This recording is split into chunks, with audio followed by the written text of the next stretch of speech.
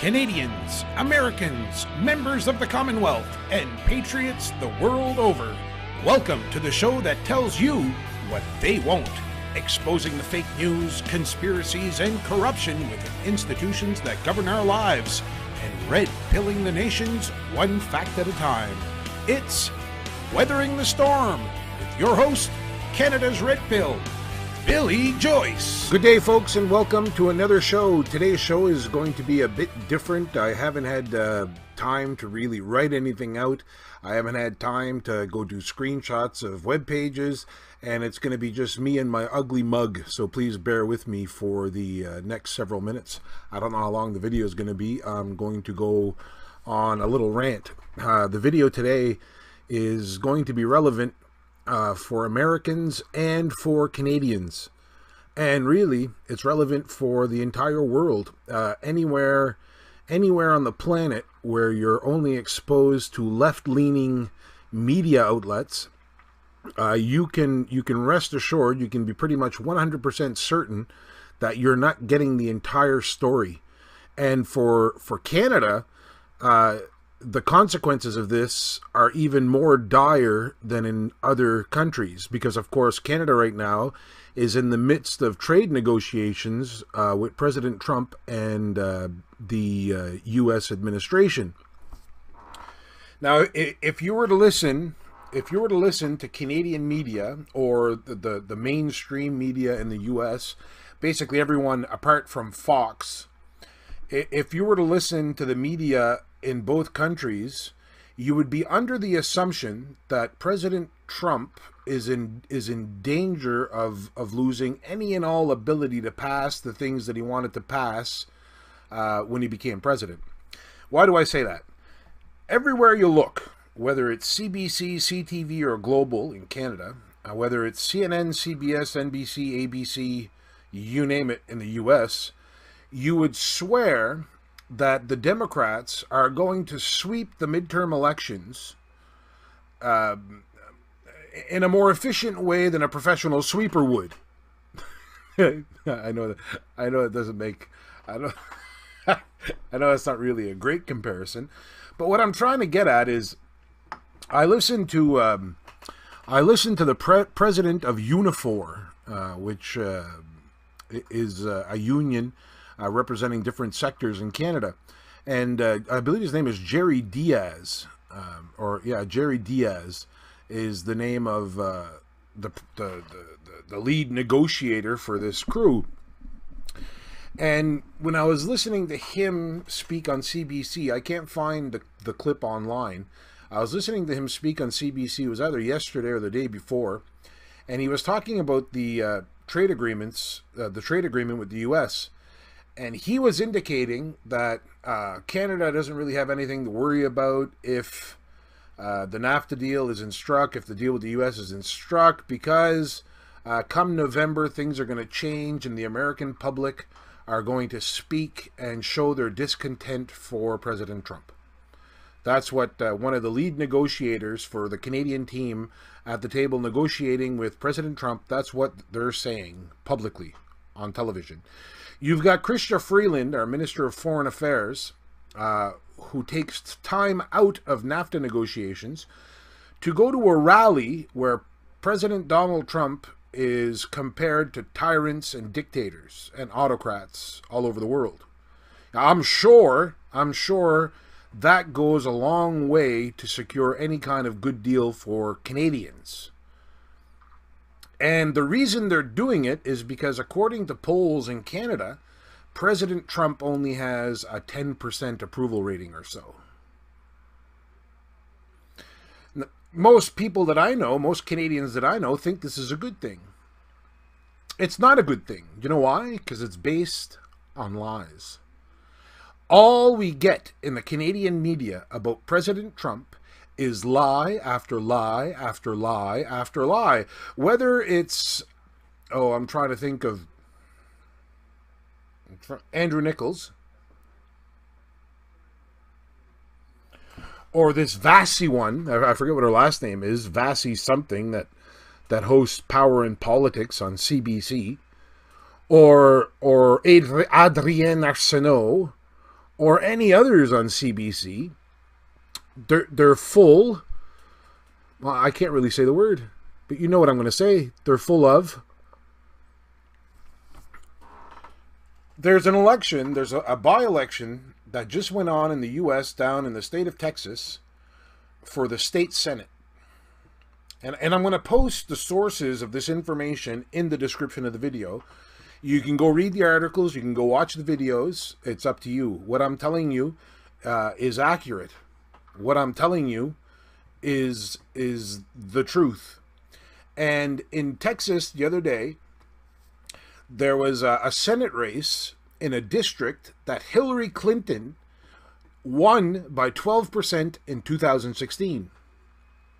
That district is composed of over 70% Black and Latino Americans.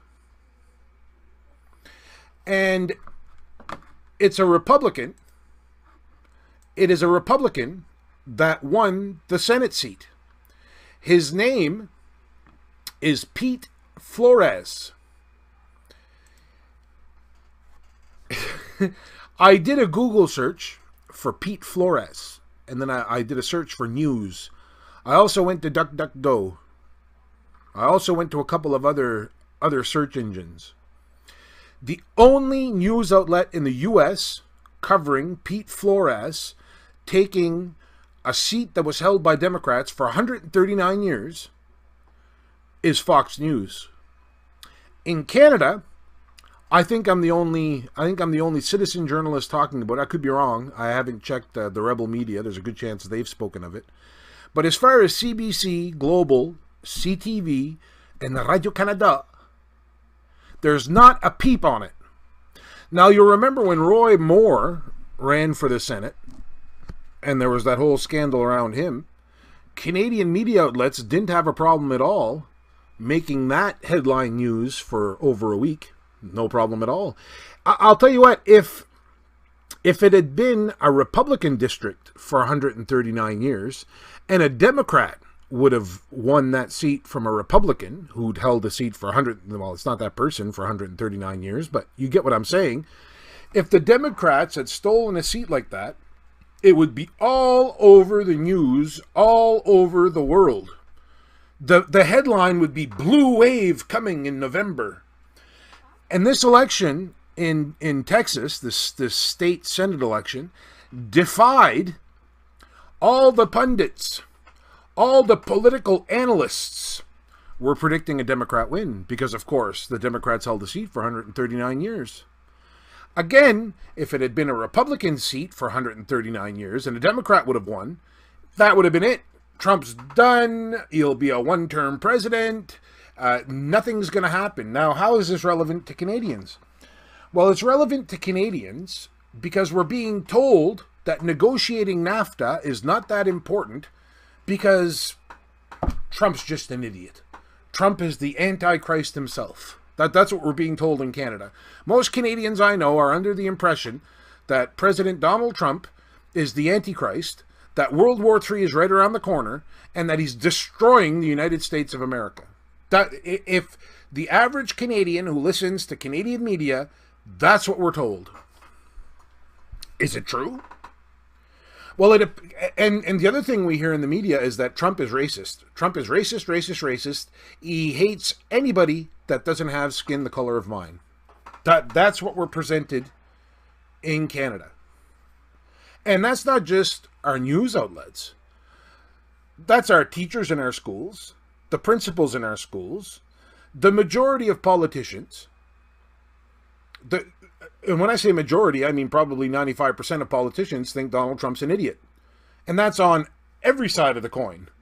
Conservative, liberal, NDP, Green Party. The only exception, the only politician that's running for that will be running for Prime Minister in 2019 that has anything good to say about Trump, or at the very least doesn't outright insult him, is Maxime Bernier. The People's Party of Canada. If you were to listen to CBC, I might even have the clip. If I have the clip, I'll insert it right here. Okay, if I have the clip, I'll insert it right here. Where Paul Wells accuses Maxime Bernier supporters of being, and I quote, the stupidest people on Twitter. I recall back in 2015, leading up to the 2016 election, how the same types of Paul Wells type people, the pundits and the experts, and I mean, Paul Wells writes for McCain's magazine, right? I mean, he may as well be the gospel according to Paul Wells. Because McCain's magazine, who can call out McCain's magazine? It's such a staple in Canadian culture. No, it's a staple in lies, or half-truths, or covering up the truth. That's what Paul Wells does. I showed you a video in my last video, I believe, where Justin Trudeau giggles when Paul Wells mentions the killing of a 13-year-old girl in Burnaby, BC, and a Muslim refugee from Syria being arrested with first-degree murder. Justin Trudeau giggles, and Paul Wells sits there and says nothing. Paul Wells throws him softball after softball after softball after softball. That's not journalism. That's not an interview. That's a, I love you, Justin. Can you throw more money our way? That's what that is.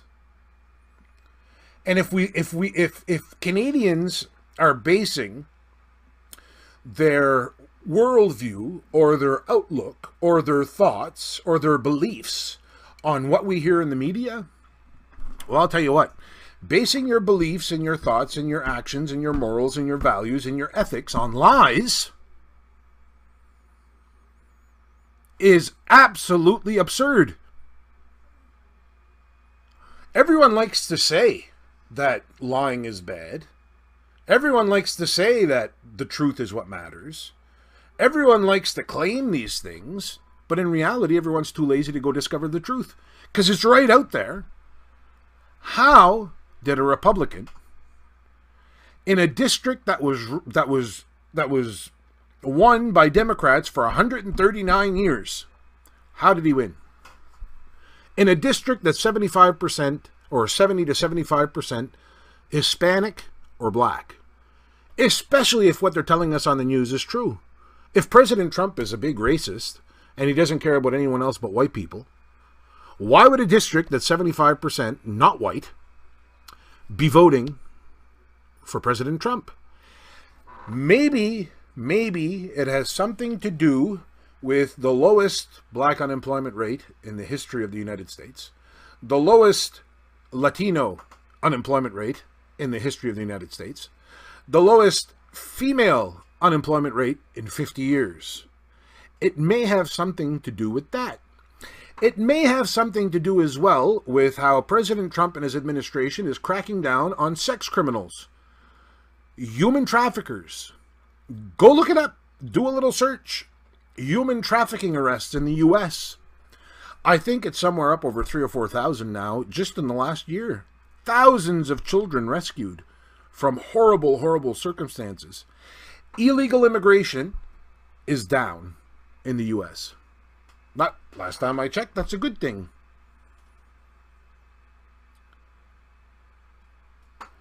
ICE is picking up human traffickers. A friend of mine from Boston posted an article today that like 20 people in a police department down there are arrested with sex crimes. But yet Trump is horrible. He's negotiating a peace deal with North Korea. My entire life I've lived in fear that North Korea is going to nuke someone somewhere around the world, someday at any moment. But yet Trump manages to get a meeting with Kim Jong-un. A second one is planned, but Trump is bad. The United States is the largest, in 2 years, they've become the largest oil producer and the biggest oil exporter on the face of the planet. Their GDP is through the roof. The Dow Jones and the S&P 500 have set 100 different records for growth under President Trump. Right now in the United States, there are more jobs available than there are people to take the jobs. He approved the pipeline coming down from Canada. And right now, Canada, because of the stance we're taking and because of the snowflake politicians we send for our trade deals, we have $20 billion a day on the line. Well, I'll tell you what, $20 billion with a GDP of $2 trillion. Compare that to the United States GDP of $20 trillion. Who's going to suffer? And Canadians are lining up to support Justin Trudeau or Andrew Scheer. Neither one of them want to take supply management off the table for NAFTA negotiations. Both of them are in bed with the dairy lobby. As far as the NDP leader goes, I don't think it should even be... Well, I'm not going to go there. But yeah, I'm ignoring him. Maxime Bernier. Maxime Bernier from La Beauce in Quebec. If you haven't studied Maxime Bernier's platform, you need to go to the People's Party of Canada website and look at what that party wants to do in Canada. I'm 42 years old. It's the first time in my life that I have a politician talking the way Maxime Bernier is. It might be the first time in 3 generations that we have a candidate for Prime Minister who wants to put the needs of everyday Canadians first, instead of putting his own political needs first, his own professional aspirations first, or the aspirations and needs of the lobbies that they're in bed with. The first time. I'm 42 years old. I said it in my last video, I voted Liberal all my life because of family ties to the party. I'm ashamed of it. I will never ever vote Liberal ever again in my... I'll never vote Liberal, I'll never vote Conservative, and I'll never vote NDP. The People's Party of Canada is who I vote for from now on. And if they cease to exist, I may consider moving to the United States. Because it's gotten out of control.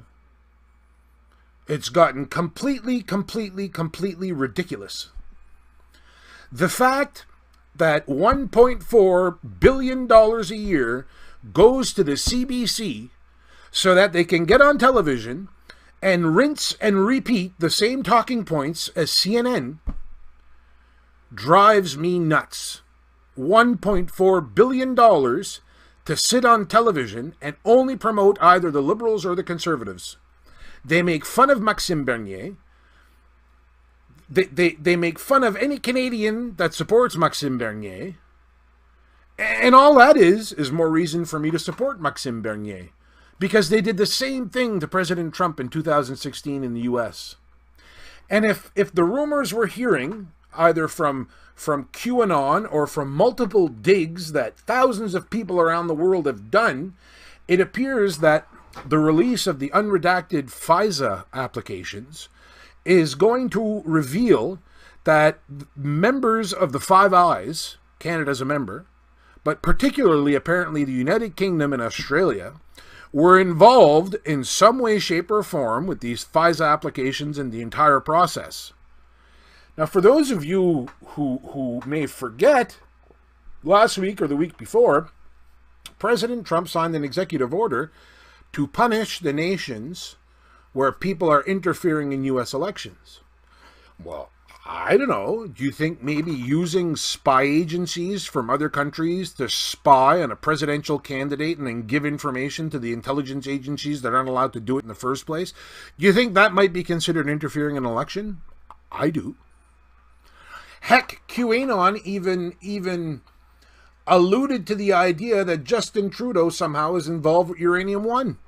The whole Uranium One scandal. And I'm not even mentioning what went on with Iran and how Justin Trudeau and John Kerry met with the Aga Khan and how Justin Trudeau shells out tens of millions of dollars to Muslims. Not just Muslims, sorry. ISIS fighters. And how taxpayers' dollars are being used to fund the reintegration of ISIS fighters. We're going to read them poems. Hold hands, sing Kumbaya. Yeah, that's sure to work. But yet you've got a veteran right here in Antigonish, Nova Scotia, Lionel Desmond, who pled with health authorities to get help for his PTSD. And he got nothing. What did he do? He ended up killing his wife, I think his mother or his mother-in-law, his kids, himself. And then we find out that some scum in Halifax, Nova Scotia, who killed an off-duty police officer, is going to receive funding from Veterans Affairs to treat his PTSD. But Lionel Desmond, who actually served overseas, served in the Middle East, he couldn't get anything. He couldn't get the help he needed.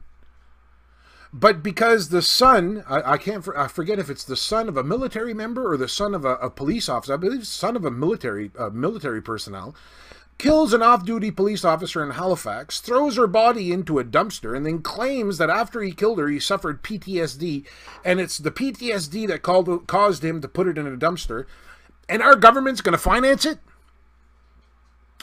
How backwards can you get? And what's the mainstream media saying about it? Nah, not really all that much. No big deal. Whoop-de-doo.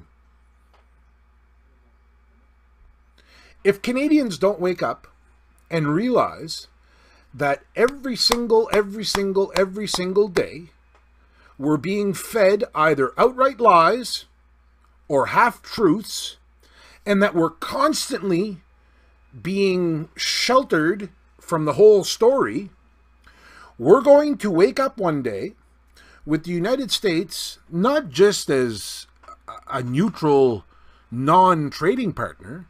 We may very well wake up one day to the United States being a declared enemy. And then what do we do? At that point, if that ever happens, will our sovereign, will our queen send the UK's fleet to help us? Will the UK's military get here on time? If the United States decided Canada's now our enemy? Don't forget the reason this all started was for national security reasons. And our media is playing stupid. Not only our media, our politicians and our representatives at NAFTA are playing stupid. They're claiming, that's absolute nonsense. That makes absolutely no sense. And I can't prove it, but the... what's the best word to use here? The growing consensus amongst independent researchers is that Canada was importing weak steel from China and then selling it to the US as better steel. Well, let me ask you a question.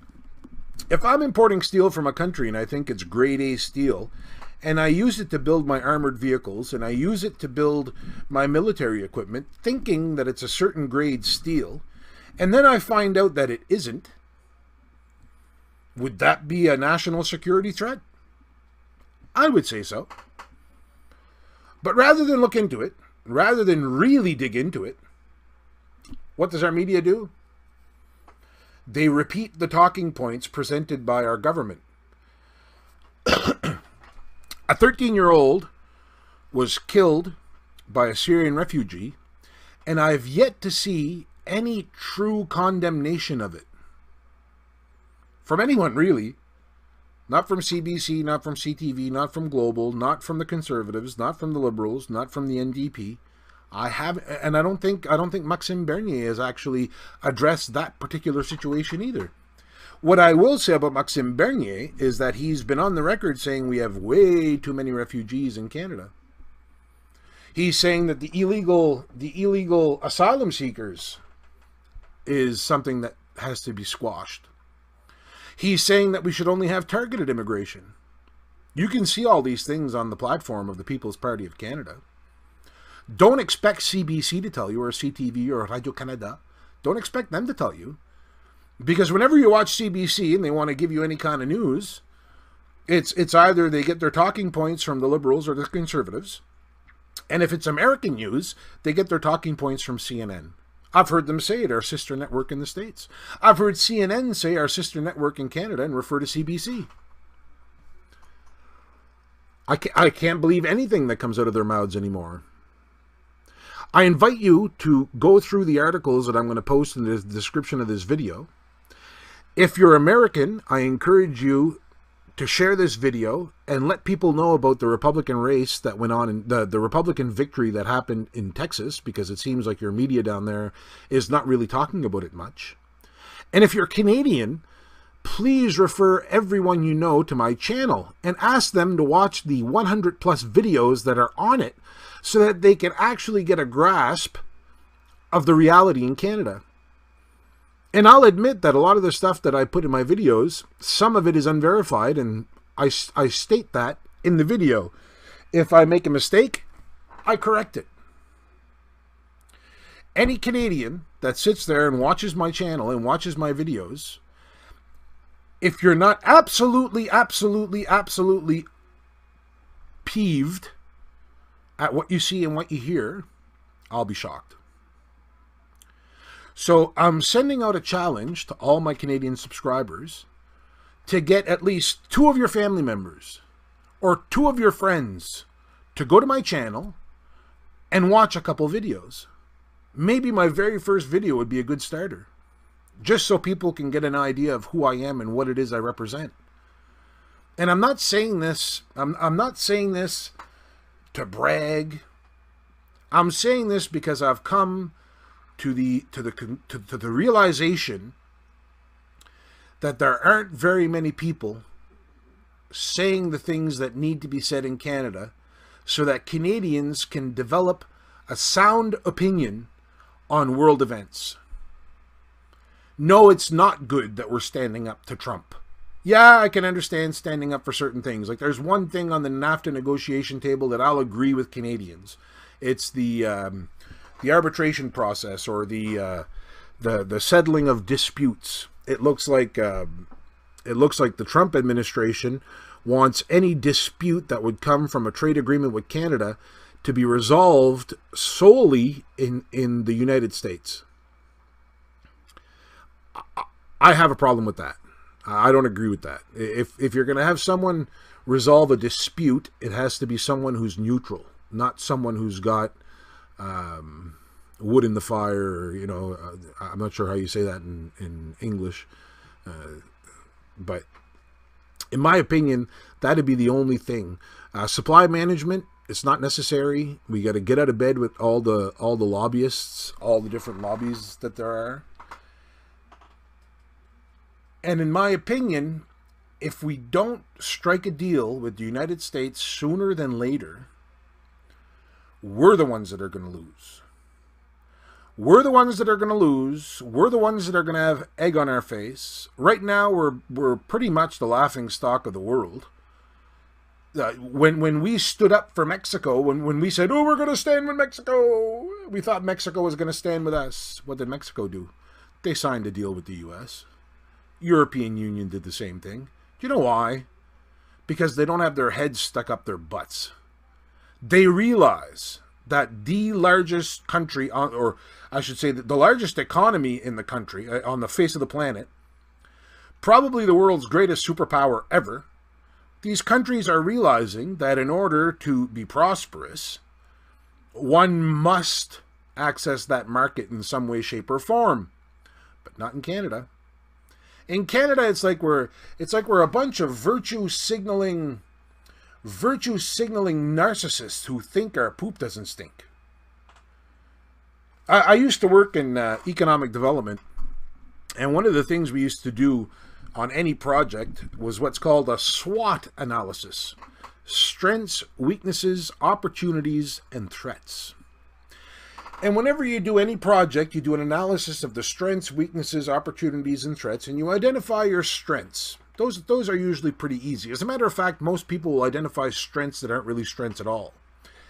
The weaknesses is where I feel Canadians have a problem. We think our healthcare system is just the cat's meow, when in reality, I know people that have been waiting, 12, 18, 24 months for surgeries that they need. Whereas in the US, if you work a steady job, most employers carry insurance. You get diagnosed that you need hip replacement, next day, hip replacement. In Canada, months, years.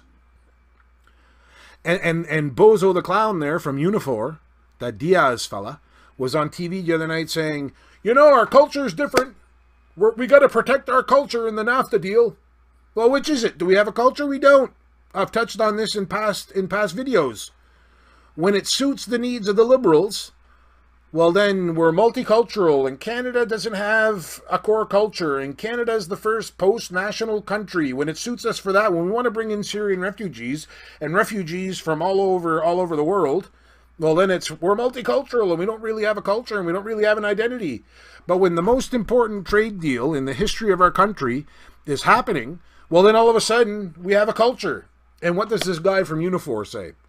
He says, yeah, there's a difference between American and Canadian culture. In the U.S., they have the Second Amendment, the right to bear arms. In Canada, we have universal health care. Well, what he was implying by that was, well, in the U.S., you guys want to kill each other. In Canada, we want to save each other. That's what he was implying. In pure, narcissistic, pompous fashion.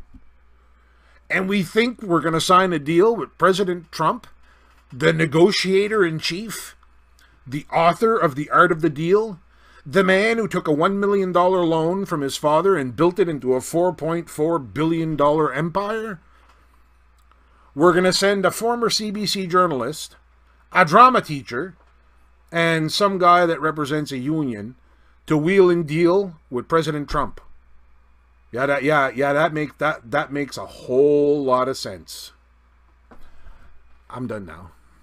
If you enjoyed this video, you may want to take a look at other videos you find on this page. Don't forget, if you like it, push the subscribe button under this video, and feel free to like and share with all your friends. Follow me on Twitter by following the link on this page. If you want to interact, feel free to post a comment, but please, no obscenities. Thanks for watching. Billy Joyce signing off and reminding you that I'm here to help you weather the storm.